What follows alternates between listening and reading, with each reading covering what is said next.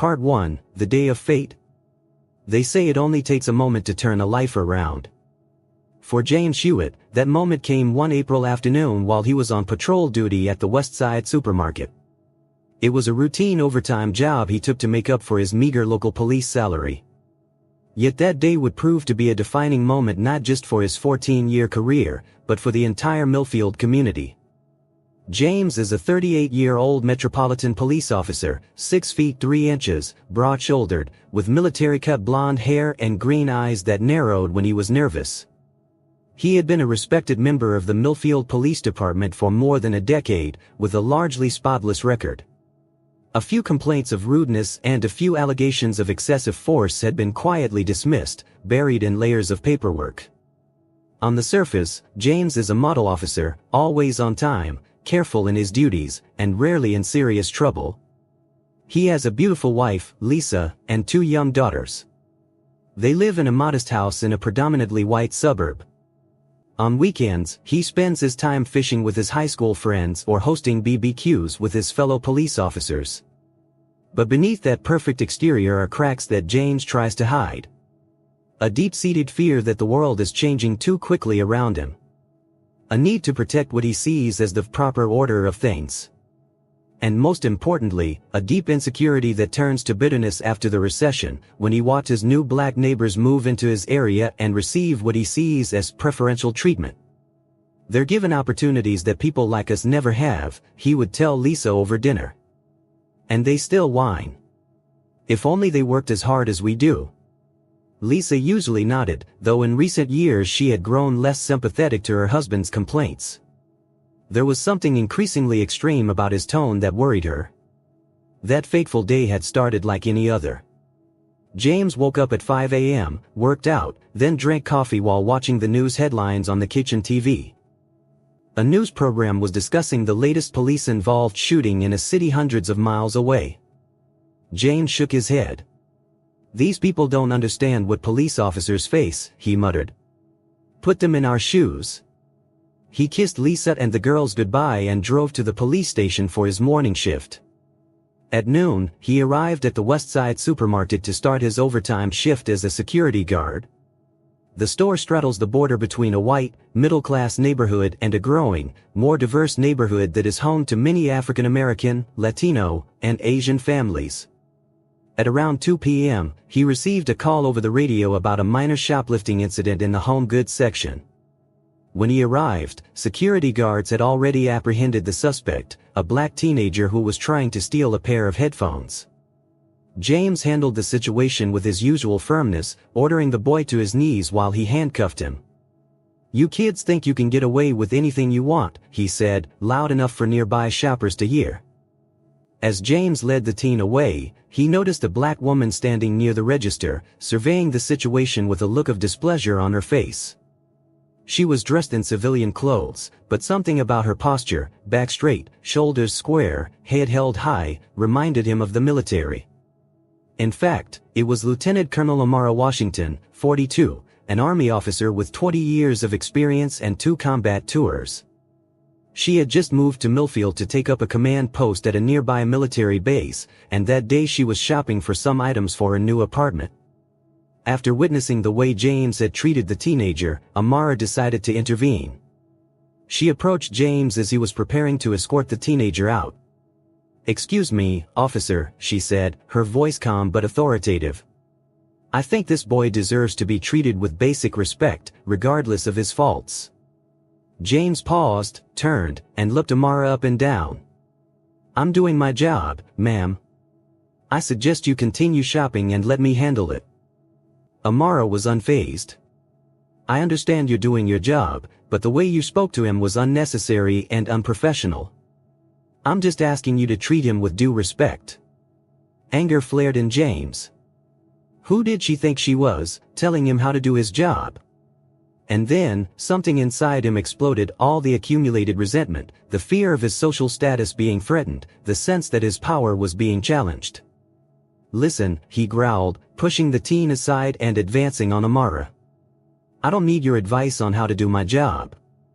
You should go back and mind your own business before you get yourself into trouble." The tension in the air grew.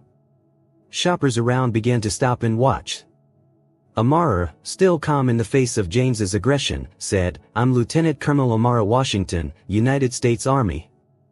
We're all public servants sworn to protect the people. I'm not looking to cause trouble, just to make sure our citizens' rights are respected." The moment she revealed her identity, something in James's eyes changed. A storm of emotions, shock, anger, and then unbridled rage, flashed across his face. In a fateful moment of impulse, he released the teen, placed his hand on the butt of his gun, and pulled it from its holster. "I told you to back off," he shouted, pointing the gun at Amara. Time stood still. Everyone in the store panicked. Someone screamed. A woman pulled her child closer. But Amara stood there, unmoved, her eyes fixed on James. "Officer," she said, her voice calm but strained, "you are pointing a gun at a sworn military officer. I advise you to think very carefully about your next move." For a second that felt like an eternity, the gun in James's hand shook. As he looked into Amara's eyes, a small part of him realized the gravity of what he was doing. And then, at the same time, two things happened. Another security guard from the store appeared and ran over, and several cell phones were raised, recording the entire scene. Finally, James lowered his weapon, his face pale as he realized the consequences of his actions. In just a few short seconds, he had put his entire life on the line. Video footage of the incident went viral online within an hour. By evening, it was on national news. "Police point gun at Black Army Lieutenant Colonel at local supermarket," the headlines blared. Within 24 hours, James Hewitt had gone from an obscure small-town officer to a symbol of police brutality and racism across the country. Part 2, the days after. The next morning, James sat in his living room, scrolling through his phone in disbelief. Social media was abuzz with angry comments. Threatening emails had begun to flood into his inbox. Social justice advocates were calling for his arrest. Others were sharing his personal information online. How did this happen? He whispered, half to himself, half to Lisa, who sat across from him, her face tense and tired from a sleepless night. "You held an unarmed woman at gunpoint in a crowded supermarket, James," Lisa said, her voice shaking. "Not just any woman, but a high-ranking military officer. How could you think that was okay?" James shook his head. "You don't understand. She interfered with my work. I felt threatened." "Threatened? By an unarmed woman talking to you?" Lisa stood up, unable to contain her frustration. "This isn't the person I married, James. Or maybe it was you, and I didn't see it." Before James could answer, his phone rang. It was Chief Michaels, who had been awakened in the middle of the night when the video went viral. "Hewitt," Michaels's voice was strained and tired, "I need you to come to my office right now. Your suspension is waiting for your signature." "Suspension? But sir." "There are no buts, Hewitt. The mayor's office is calling me every half hour. The FBI is investigating this as a possible civil rights violation. We're under national surveillance. I need you in here right now." As James reached the police station, he realized the gravity of the situation. Reporters gathered outside, calling his name as he tried to sneak in through the back door.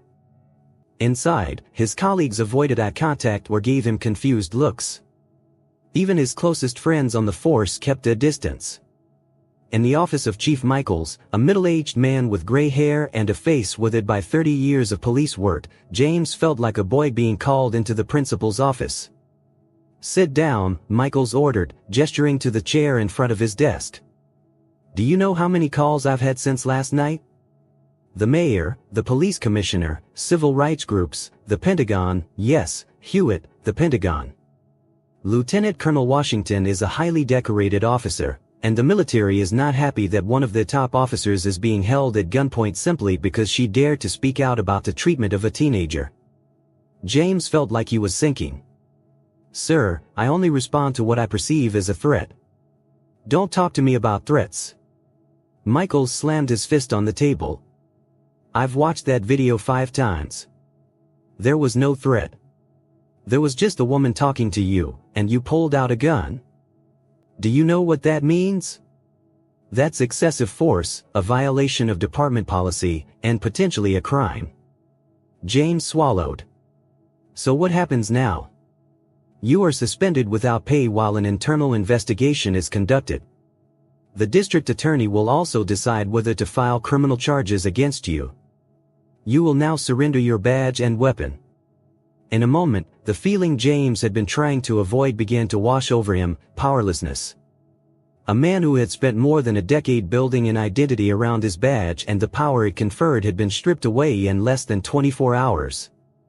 Meanwhile, a few miles away on a military base, Lieutenant Colonel Amara Washington was facing her own pressures. As one of the few women of color to reach her rank in the military, she had learned to balance standing up for what was right and avoiding becoming the angry black woman many were quick to label her as. I did what any military officer would do, she told Colonel Reynolds, her immediate superior, as they discussed the incident. I saw a situation that was inconsistent with the values we are sworn to protect, and I spoke up. Colonel Reynolds, a white man in his 50s, nodded. No one here questions your actions, Washington. The Pentagon is monitoring this, and they want to make sure you have full support. But I have to warn you, this is going to get complicated. You're going to be thrust into the spotlight, and not all of it will be positive. Amara knew that. Growing up in a military family, her father was a sergeant in the Marines and her grandfather fought in World War II. She had been taught that wearing the uniform meant standing up for what was right, regardless of the personal consequences. I'm ready for anything, she said, with the determination that had seen her overcome countless obstacles throughout her career. Hours later, while she was fixing dinner in her new apartment, she received a call from her mother in Atlanta. Are you okay, Amara? Margaret Washington asked, her voice worried. We just saw you on the news. Why did you get involved in this? Amara smiled sadly. Mom, what else can I do? It wouldn't be right for me to just stand there and do nothing. But I just moved there. New job, new city. I don't need more trouble. Sometimes trouble finds us, Mom.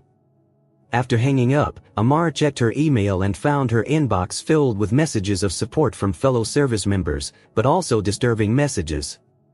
Some called her a provocateur, painting racist situations where none existed. Others were explicit in their threats, promising to teach her a lesson if she continued to cause trouble. Despite her concerns for her own safety, Amara knew she couldn't back down. The incident was no longer about her or James Hewitt. It had become emblematic of a larger struggle taking place across the country. Meanwhile, James' daughters, Emma, 12, and Sophie, 8, were struggling to understand why their father had become the focus of such negative attention. Dad's not a bad person, Emma told her mother when she got home from school, where classmates had asked her about the viral video. Why are people saying bad things about Dad? Lisa hugged her daughter, unsure how to respond. How could she explain that a man could be a loving father and yet harbor such deep-seated prejudices that they led him to act in a dangerous and unjustifiable way? Sometimes grown-ups make mistakes, dear, she said finally. And your father made a very serious mistake. Part 3, The Cracks Deepen. Within a week of the incident, James Hewitt's life had changed beyond recognition. Suspended without pay, he spent most of his time indoors, scrolling through news sites and social media posts about himself. In just a few days, he had watched himself transform from a man into an icon, a symbol of what many called the worst in law enforcement. His phone rang with a call from his childhood friend, Mike Donovan, who was also a police officer in a nearby city. Hey, old man, Mike said, his voice low and calm. I guess you're going through hell. James sighed. You can't imagine, Mike. Everything I built, all those years, and now, in 30 seconds, I'm the bad guy in the eyes of the entire country. Look, I get it. We're in the same boat. They don't understand what we face every day. The pressure, the danger, the split-second decisions. That's right, James said quickly, feeling understood. I can't just stand there and let a civilian scream at me while I'm doing my job. Mike hesitated. Yeah, about that. James, I saw the video. She wasn't screaming at you. And she wasn't a civilian, she was a high-ranking military officer. So what? She's still obstructing law enforcement. She has no right to interfere. James felt his anger rising again. Mike was silent for a moment. Listen, James, I say this as your friend. You crossed the line. Pointing a gun at an unarmed person just because they disagree with you? That's not what we swore to do when we wore the badge. James clenched the phone in his hand. So you're against me, too? Not against you, but for you. I saw the signs, James. The way you talked about the new immigrants in our neighborhood. The comments you made in the locker room. I overlooked them because we were friends. But maybe that was a mistake. Maybe if I had said something sooner. Go away, James growled, then hung up. He threw the phone on the sofa, breathing hard with anger. How could Mike, a friend of more than 20 years, turn on him like that? But as the anger subsided, another feeling began to creep in, doubt. A small part of him wondered, was Mike right? Had he crossed the line? Had his own prejudices led to his actions that day? That night, as James lay awake next to Lisa, his thoughts kept returning to the moment he had pulled the gun. What had he felt? Fear? Anger? Or was it something deeper, a visceral reaction to seeing a woman of color challenge his authority, a woman with a position of power and confidence he was not used to seeing in people who looked like her? Meanwhile, Lieutenant Colonel Amara Washington was fighting her own battle. After a brief press conference in which she defended her actions and called for a review of police training procedures, she became both a hero and a target. Civil rights groups wanted her to lead the fight against police discrimination. Veterans organizations were proud of her for standing up for military values. But others called her an opportunist, taking advantage of the situation to advance her career. You don't need to be in this fight, her mother said in another call. You've had enough trouble in your career, having to fight twice, 3 times as hard as other people just to get recognition. Why bring it on yourself? Because it's the right thing to do, Mom, Amara replied. And I can't just stand by and watch when things go wrong, even if it makes my life harder. Margaret Washington sighed over the phone. You've always been like that, ever since you were little. You're a little stubborn. Amara smiled slightly. I know that from somewhere. After hanging up the call, Amara opened her laptop and checked her email. Among the dozens of emails from reporters and social organizations, one caught her eye. It was from an unknown address, with a simple subject line, "Be careful." She opened it, feeling a little nervous, and read the brief message. Dear Lieutenant Colonel Washington. My name is Christine Hewitt, Jane Hewitt's sister. I am writing not to defend my brother's actions, but to warn you. This incident has exposed an evil in our community. James is receiving messages of support from extremist groups, and I am concerned that the situation may get worse. Please be careful. Sincerely, Christine. Amara read the email twice, feeling a chill run down her spine. She had faced hostility throughout her career, but this felt different, a conflict she had not sought out but now felt inevitable. Just then, her phone rang. It was Major David Chen, one of the officers under her command at the base.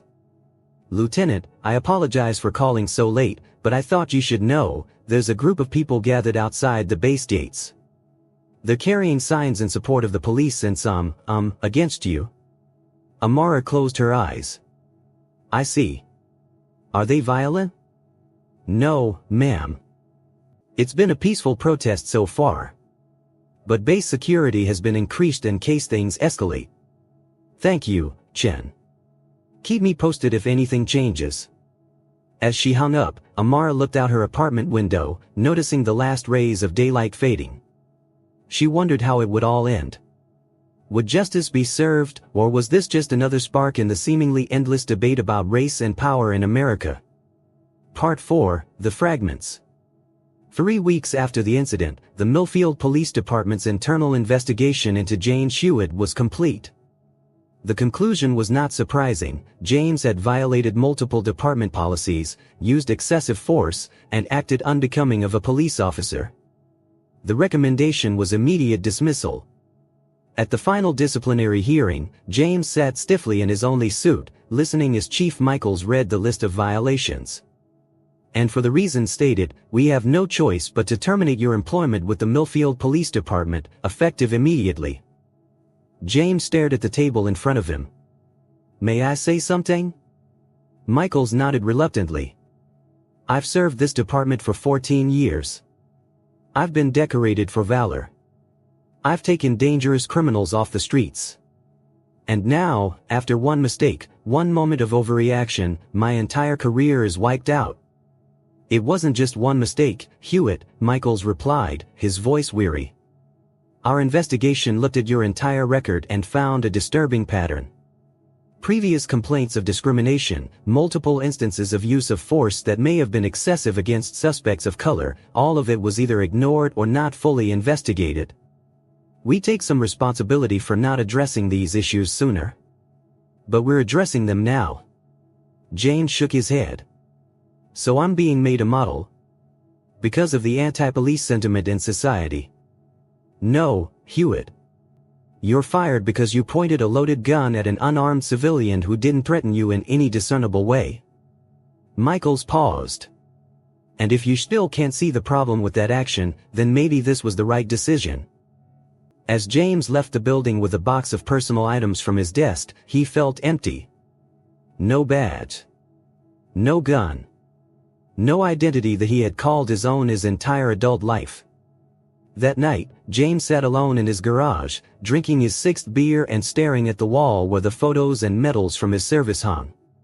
Lisa had taken the kids to visit their grandmother for a few days, saying they all needed space to think. James knew what that meant. She was wondering if their marriage could weather this storm. His phone rang, an unfamiliar number. Normally he would have let it go to voicemail, but tonight he felt lonely enough to pick up. Hello? Hewitt? This is Raymond Parker.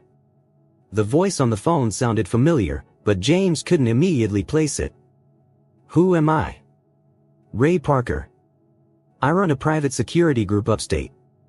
You and I met a few years ago at a law enforcement conference.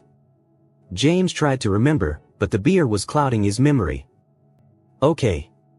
What can I do for you? Actually, I think I can help you. I've been following your case. What they did to you was a disgrace. A good officer thrown away to appease a political mob.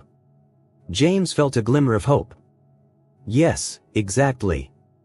I'm calling to offer you a job. My company provides security services to high-end residential complexes, private businesses, and has some government contracts. We need people like you, people who understand the realities of protecting the public. I don't know what to say, James stammered, taken aback by the sudden offer. Don't jump to conclusions right now. But I want you to know that there are people who understand your worth. Not all of us are caught up in that woke crowd. After the call ended, James felt a strange feeling. Part of him was grateful for the opportunity, but another part was worried about the way Parker spoke, about what his company might actually stand for. But maybe this was all he deserved right now, people willing to accept him for the very reasons others had rejected him. Meanwhile, Lieutenant Colonel Washington was coming to her own decision. After meeting with senior military commanders and lawyers from the Army's Office of Legal Counsel, she had a choice. She could remain silent, let the incident die down, and continue her military career without causing further drama, or she could continue speaking out and become a voice in the debate about police reform and racial justice. I didn't join the military to be an activist, she told Colonel Reynolds as they walked through the base. I joined to serve my country. And sometimes, service can take many forms, he replied. I can't tell you what to do, Washington. But I can tell you that you're in a unique position to make a difference. Not many people have your experience and your credibility. Amara looked out over the barracks, where young soldiers, white, black, Latino, Asian, went about their daily duties. I've seen how the military has changed over time, not perfectly, but progressively. Maybe I can help our law enforcement agencies follow the same path. Whatever you decide, you have my support, Reynolds said, his voice sincere. That evening, Amara wrote a lengthy blog post, recounting her experience at the supermarket and placing it in the larger context of her story. Being part of a military family that has served a country that sometimes doesn't treat them equally, and her unwavering belief in American ideals even as we still struggle to achieve them. When she hit post, she knew she had made her choice. Not to be an icon or an activist, but simply to be herself, a woman sworn to defend the Constitution against all enemies, foreign and domestic. Part 5, Confrontation. 2 months after the supermarket incident, James Hewitt was sitting in his truck, watching the entrance to a luxury apartment complex that Raymond Parker's company protected. His new uniform, a black shirt ironed with the Parker Security Services logo and a pair of khakis, felt foreign after years of wearing a police uniform. The gun on his hip was lighter, too, a civilian Glock instead of a service pistol. The job wasn't bad, the pay was better than police worked, the hours were more predictable, and his co-workers were mostly ex-military or ex-police. But it was missing something, a sense of purpose that he'd once had. His phone buzzed with a text from Lisa. "We need to talk about selling the house. Divorce papers are due next week." James closed his eyes, feeling the familiar rush of anger and despair. His marriage had not weathered the storm. Lisa had tried, had offered counseling, had pleaded with him to reconsider some of his views, but he was too angry, too bitter, to listen. And now, she had made her decision. Beside him in the passenger seat was a copy of the local newspaper with the headline "Lieutenant Washington appointed to Police Oversight Board." The article reported that Amara Washington had been invited to join a special group created by the mayor to review the policies and procedures of the Millfield Police Department. James had never contacted Amara since the incident. No apology, no attempt to understand. In his mind, she was still the one who had ruined his life, not his own actions. Suddenly, his radio crackled to life. "All units, we have a report of a suspicious man at the south entrance. Possibly a homeless person trespassing. Closest units, please respond." James pressed the radio button. "Unit 4 is responding." As he drove up to the south entrance of the complex, he saw a thin man sitting on a stone bench near the gate. The man appeared to be in his 60s, black, and wearing old but clean clothes. James stopped the car and approached. "Hello, sir," he called. "I'm the security guard for this complex. What are you doing here?" The man stood up, a little unsteadily. "I'm waiting for my daughter," he said.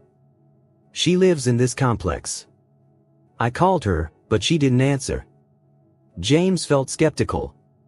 An elderly black man waiting at the gate of an expensive apartment complex? He had heard that story before. "Do you have identification? And what's your daughter's name?" "My name is Robert Washington," the man said as he fumbled for his wallet. "My daughter is Amara Washington. She just moved here." James froze. "Amara Washington? Lieutenant Washington?" Robert Washington nodded, finally getting his driver's license and handing it to James. "Yes, that's my daughter. She lives in apartment 307. I didn't want to call her too much because she's busy. I just stopped by to show her the chair I fixed for her." He pointed to a carefully polished wooden chair next to him. James looked at the license, saw it was valid, and handed it back. His mind was spinning. By some twist of fate, he was standing across from the father of the woman who had changed his entire life. "You can wait here," he said, his voice quieter than usual. "I can try calling her apartment, if you want." Robert smiled. "Thank you, son. That was very kind of you." As James turned back to his car to use the radio to connect to the apartment, he remembered the moment that had changed his life. The image of Amara Washington standing there, calm and steady, as he aimed his gun at her. The fear and anger he had felt. And now, her father, an older man trying to give his daughter a handmade gift, calling him son and thanking him for his kindness. James felt a lump in his throat. Was it shame? Regret? or the realization of how far he had strayed from the man he had wanted to be when he first put on the badge. He pressed the button to connect to apartment 307. "Hello?" Amara Washington's voice came over the speaker. James swallowed. "Lieutenant Colonel Washington, this is the security guard at the south gate. Your father is here, waiting for you." There was a pause. "I'll be right down." "Thanks." When James returned to Robert Washington, the old man was sitting on the bench, waiting patiently. "Your daughter's coming down," James said. "Thank you. You know, I'm so proud of her. I never thought I'd see anyone in my family achieve anything like this in my life." James nodded, unsure of what to say. "Sometimes I worry about her," Robert continued. "There's still a lot of anger in the world. But Amara has always believed that if you stand firm and do the right thing, things will get better." Before James could reply, he saw a car approaching, and Amara Washington stepped out. She was dressed in jeans and a simple t-shirt, looking very different from the image James remembered of her in the supermarket.